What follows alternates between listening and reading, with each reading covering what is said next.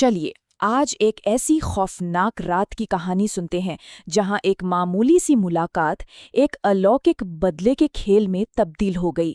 सुषमा देर रात की ट्रेन में चाय बेचती थी। रोज की तरह ये भी एक आम रात थी उसके लिए। लेकिन तभी एक औरत ने आकर उस पर एक ऐसा इल्जाम लगाया जिसने उसकी जिंदगी हमेशा के लिए बदल कर रख दी। जानते हैं, अचानक ही ट्रेन के डिब्बे का माहौल एकदम ठंडा हो गया। एक औरत जिसकी आंखों में गुस्सा साफ दिख रहा था, सीधा सुषमा के पास आई और उसने एक ऐसा इल्जाम लगाया जिसका कोई मतलब ही नहीं बनता था। और जैसे ही सुषमा की नजर उस औरत के पैरों पर पड़ी, उसका तो जैसे खून ही जम गया। पैर पीछे की तरफ मुड़े हुए थे। सुषमा फौरन समझ गई कि ये कोई इंसान नहीं बल्कि एक चुड़ैल है और वो बहुत ही ज्यादा गुस्से में है। पर सवाल ये था कि आखिर उस भूत को इतना गुस्सा क्यों था? इसका जवाब उसी रात हुई एक घटना में छिपा था। एक ऐसी घटना जिसे सुषमा ने अपनी आंखों से देखा तो था, पर वो उसका मतलब समझ नहीं पाई थी। देखिए, सब कुछ एक बहुत ही मामूली सी बात से शुरू हुआ था। सुषमा और चना चाट बेचने वाले रघु के बीच बस थोड़ी हंसी मजाक चल रही थी। लेकिन रघु की पत्नी मीना को ये बात इतनी बुरी लगी कि उसने सबके सामने उसे जलील कर दिया।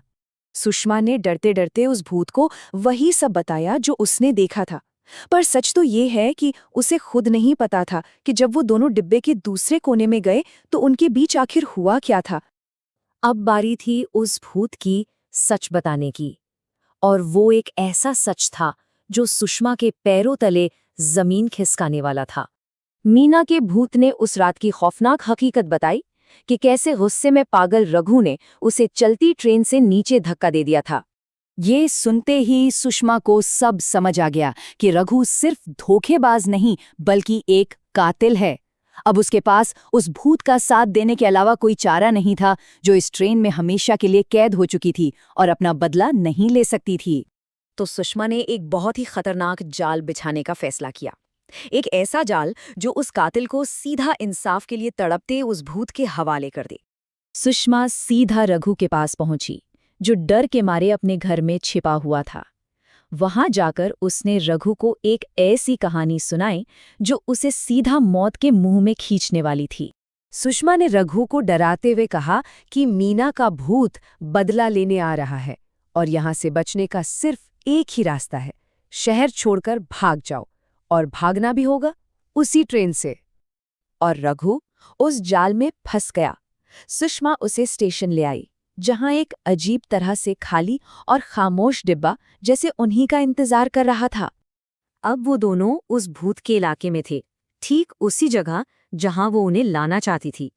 ट्रेन के दरवाजे बंद हुए और वो चल पड़ी, और फिर डिब्बे के अंदर का माहौल धीरे धीरे बदलने लगा। डिब्बे में अचानक ठंडक बढ़ गई और फिर अंधेरे से एक गाना गूंजने लगा। अरे, ये तो वही गाना था जो रघु अपनी चाट बेचते हुए गाया करता था। रघु को मसालों और नींबू की जानी पहचानी महक तो आई, लेकिन उसके साथ सड़न की एक अजीब खौफनाक गंध भी मिली हुई थी।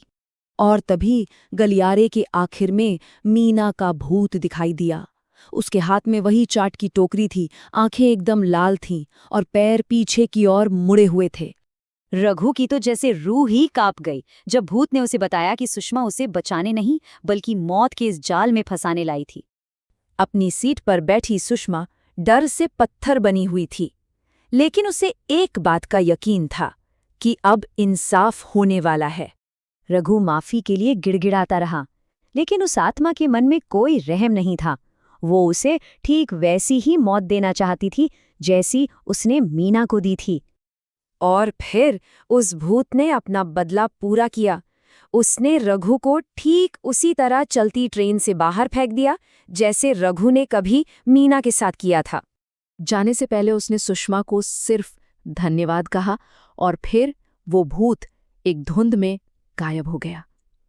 अब उस डब्बे में सिर्फ खौफनाक सन्नाटा था और अकेली सुषमा।